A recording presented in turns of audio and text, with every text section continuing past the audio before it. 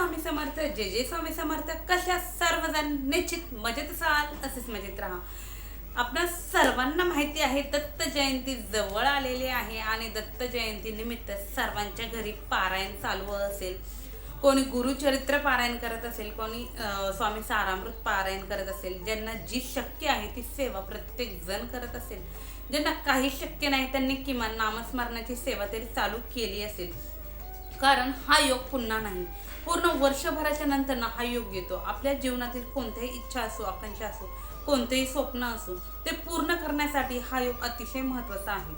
कोणतीही व्यक्ती आपल्यापासून दूर गेलेली आहे, घरामध्ये कलहाचं भांडणाचं वातावरण कंटिन्यू चालू आहे, घरामध्ये मुलगा वडिलांबरोबर बोलत नाही, वडील मुलाबरोबर बोलत नाही, नवरा बायकोचं पटत नाही, संतती प्राप्ती होत नाहीत, भरपूर कर्ज झालेला आहे, कर्जाचे हप्ते जात नाहीत, उद्योगधंदा चालत नाही किंवा लग्न जुळत नाही.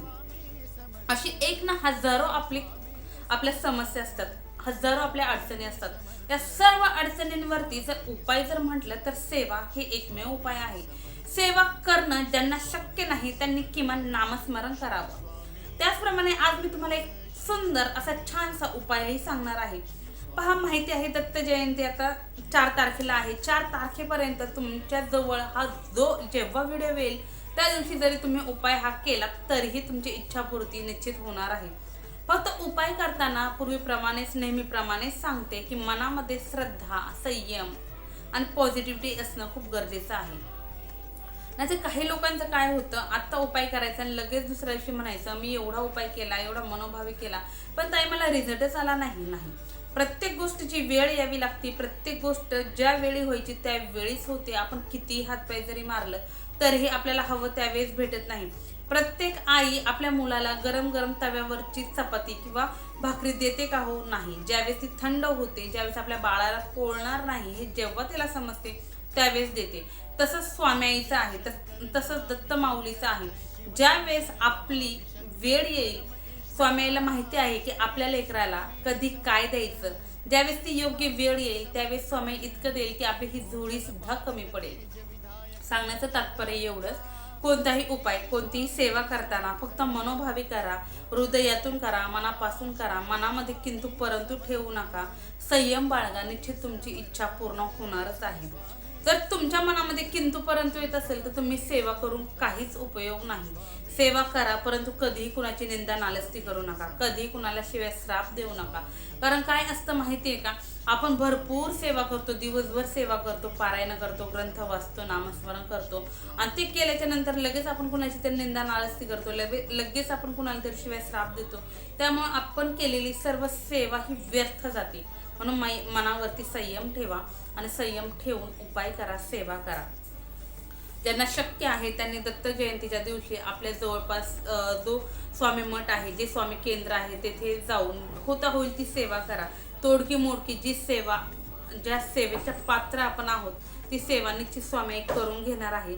स्वामी आईचं लाडकं व्हायला हे नशीब लागतं हो. त्यांनी आपल्या हातून सेवा करवून घेणं हे आपलं भाग्य आहे आणि आपल्या जर भाग्यात, आपल्या जर नशिबात ती सेवा करणं लिहिलं असेल तर निश्चित स्वामी आपल्याकडनं ती करून घेणारच आहे.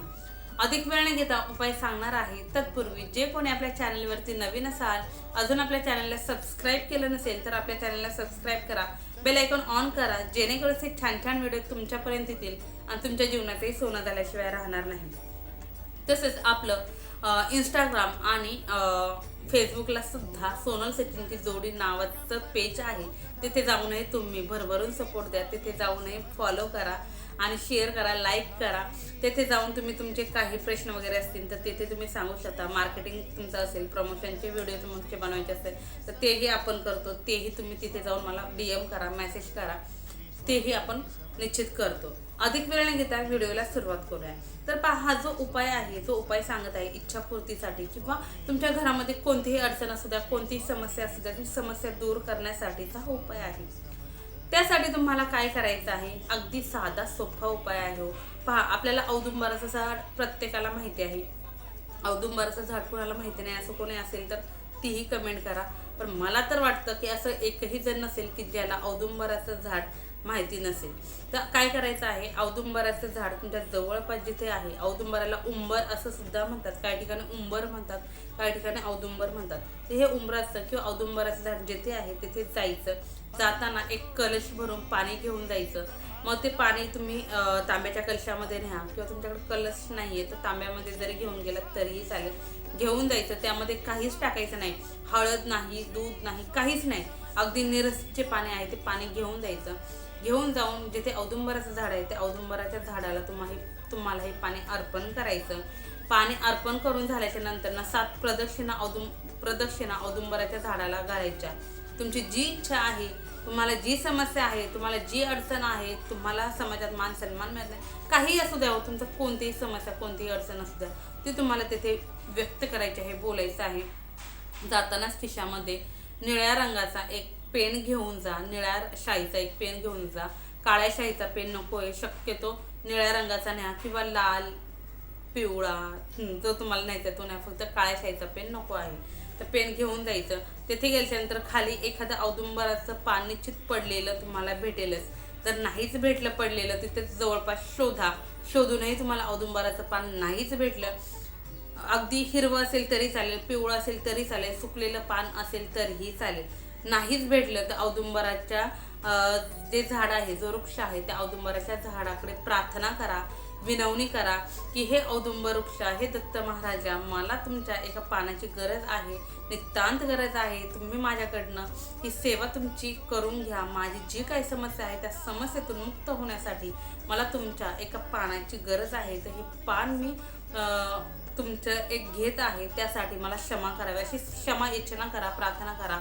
आणि नंतर एक पान औदुंबर वृक्षाचं तोडा. आणि हे तोडलेलं पान काय करायचं, तुम्हाला काय करायचं, पान तोडायचं, तिथे साईडला जाऊन बसायचं. हे पान व्यवस्थित असं एक वस्त्र घेऊन जा, व्यवस्थित वस्त्राने पुसा किंवा पाणी, थोडंसं पाणी एक्स्ट्रा घेऊन जा एखाद्या बॉटलमध्ये वगैरे.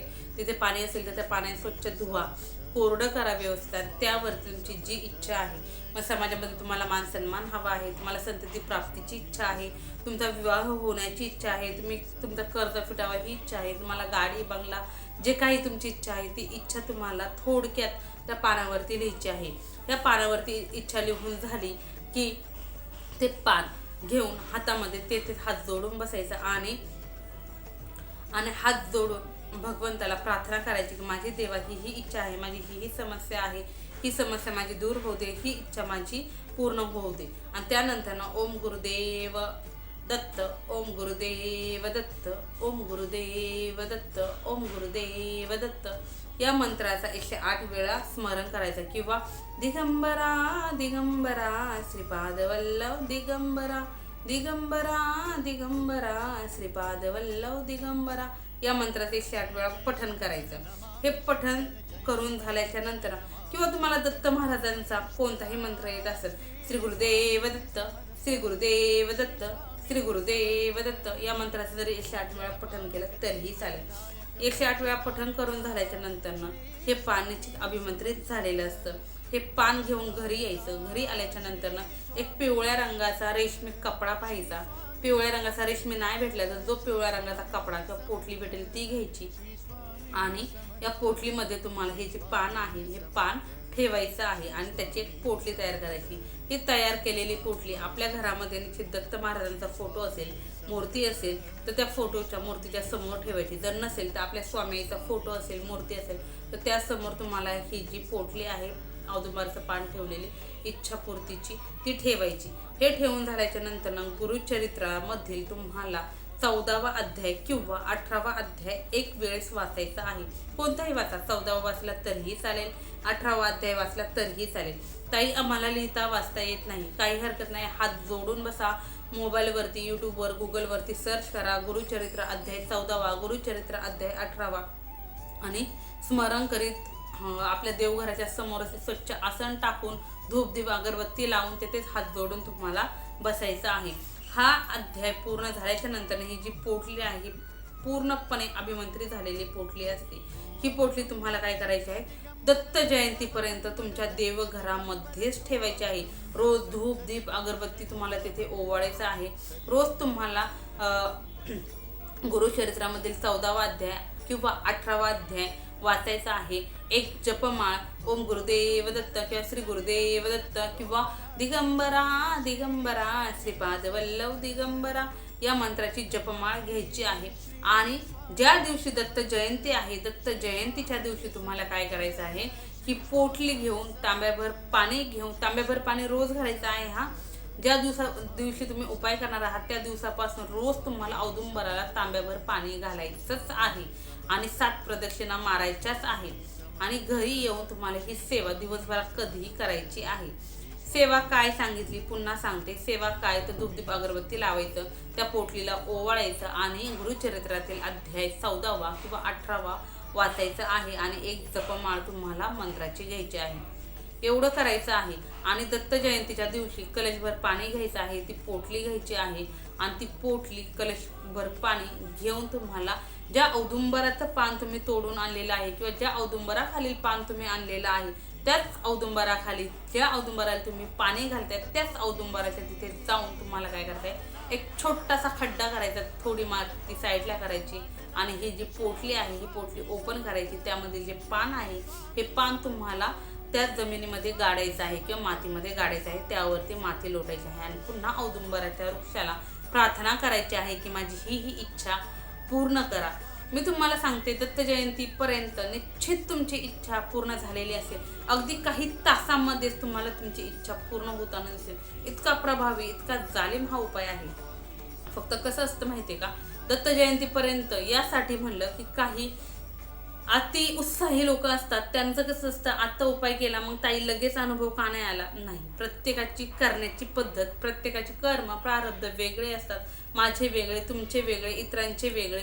मग त्यामुळं काय होतं की एखाद्याला उपाय केला की काही तासांमध्ये अनुभव येतो, काही ना काही दिवस लागतात, काही ना महिनाही लागतात.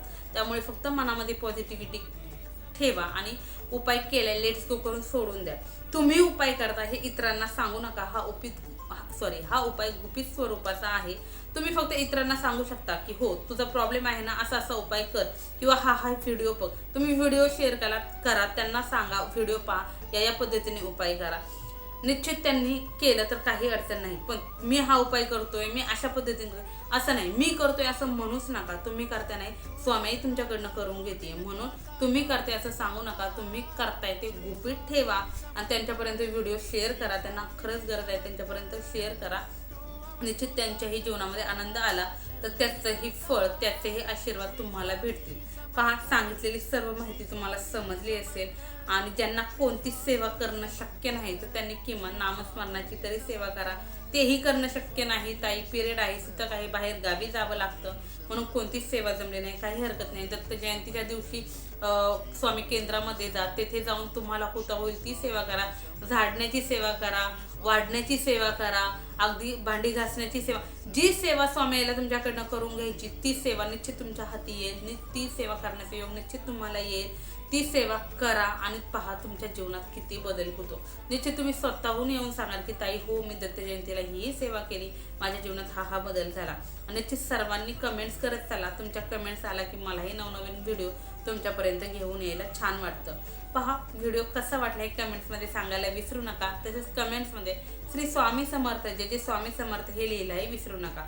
झालेली सेवा स्वामींच्या निर्दू. श्री स्वामी समर्थ, जे स्वामी समर्थ, श्री स्वामी समर्थ महाराज की जय.